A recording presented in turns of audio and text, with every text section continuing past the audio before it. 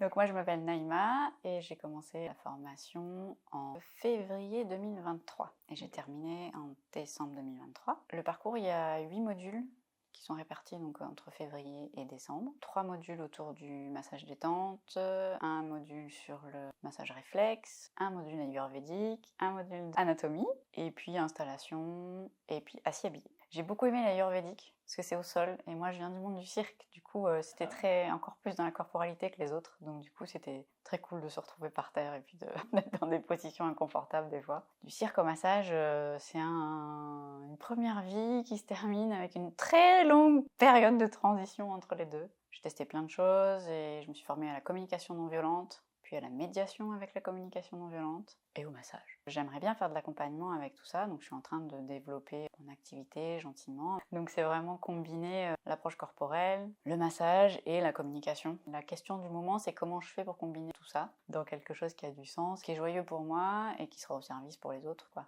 Enfin, ce qui se vit pour moi, c'est que là, avec cette formation massage, j'ai vraiment la sensation d'avoir un métier. Genre, vraiment, j'ai ce truc de je suis praticienne en massage bien-être, quoi. Au niveau de la légitimité, de par le nombre d'heures de pratique qui est demandé pour valider la formation, j'ai à la fois eu la formation théorique et la pratique, avec la certification à la fin, qui fait que vraiment je me sens bien dans cette proposition du massage, et où ça fait comme une marche un peu solide pour continuer la suite. C'est la combinaison entre ce qu'on a appris dans les modules et puis la pratique. Il y avait une centaine de fiches de sujets, donc j'ai justifié d'une centaine.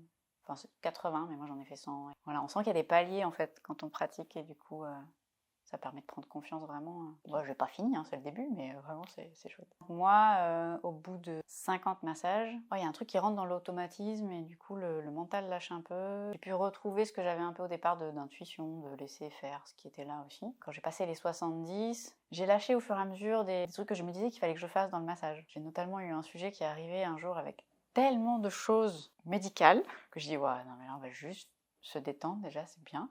Et ça m'a permis de lâcher il faut absolument que je fasse des choses avec le massage, qu'ils sortent transformer les gens, tu vois, j'avais un peu cette imagerie. Et du coup ça c'est vraiment arrivé voilà, autour des 70, là j'ai eu cette personne. Et du coup depuis, il y a vraiment un truc qui est tranquille sur ça fait ce que ça fait quoi. Je suis là, j'ai appris à être là, écouter, être présent, et voilà, et ça suffit en fait. Centrage, l'ancrage, la présence, être dans un positionnement juste, une intention juste. Encore un long chemin, hein, mais aujourd'hui pour moi la position juste ce serait de rien vouloir pour l'autre, d'être comme plutôt une présence qui peut accueillir tout ce qui va se présenter sans rien vouloir de résultat ou de faire, ou transformer, je sais pas quoi.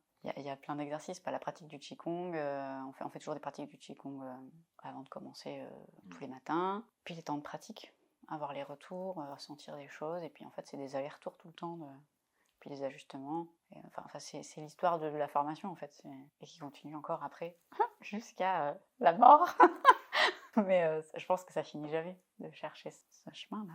Et en fait je me suis fait masser par Catherine pendant 1 an, tous les mois à peu près, avant de commencer la formation. J'avais fait des journées portes ouvertes sur le massage, et ces positions de tai chi, ces postures, de prendre le corps du praticien en complet dans le massage, bon, ça fait sens pour moi, parce que moi je viens de la pratique corporelle, donc je peux pas imaginer le massage sans ça en fait. Et puis c'est une formation longue, je voulais pas juste 3 jours, moi j'aime bien approfondir un peu. Comme c'est une école de tai chi ici, la façon d'aborder le massage, elle est très inspirée par le tai chi et le qigong. Il y a une grande attention qui est portée sur la posture corporelle et sur comment on bouge et comment on amène la profondeur dans le toucher, dans le massage. Donc on va pas juste masser avec nos bras et nos petits doigts, là. On masse à partir des pieds.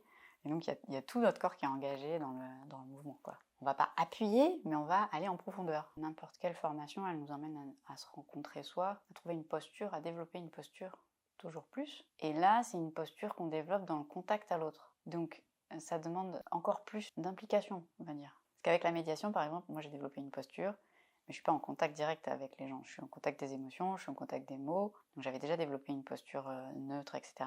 Mais quand il y a le contact, ça prend encore autre chose. Du coup, ça demande encore plus de se rencontrer soi pour pouvoir aller rencontrer l'autre, en fait. Il faut se rencontrer encore à un autre niveau qu'on ne connaît pas forcément pour pouvoir aller rencontrer l'autre. Ça m'a remis dans avoir une routine pour moi, pour sortir du rythme effréné de la vie, de choses à faire, etc. Vraiment m'a rappelé l'importance d'avoir un temps que je prends pour moi tous les jours, avec une pratique, peu importe du qigong, de marcher ou autre, mais que c'était vraiment en fait fondamental pour me retrouver au moins un petit peu chaque jour. Parce que moi j'avais une pratique assez extrême que j'ai eu besoin de lâcher pour me remettre bien, et je savais pas trop comment refaire une routine sans retomber dans 2 heures et demie d'entraînement acharné, tout en ayant la sensation de vraiment faire quelque chose qui est bon pour moi. Donc ça m'a permis de finir de transformer ça et de trouver une pratique avec de la douceur envers moi. Donc ça, c'était quand même pas mal déjà. Oui, cette pratique du massage, cette sensation, ce que je disais tout à l'heure, d'avoir trouvé un métier, une légitimité à un endroit, c'est pas concret, mais ça change quelque chose. Ça me fait passer une étape. Je ne saurais pas comment dire mieux. De la bienveillance, de l'humain, envie de vivre autre chose, quoi. Donc, si t'as pas envie de vivre autre chose, c'est sûr, il faut pas venir. Si tu veux pas bouger de là où t'es, il faut pas venir.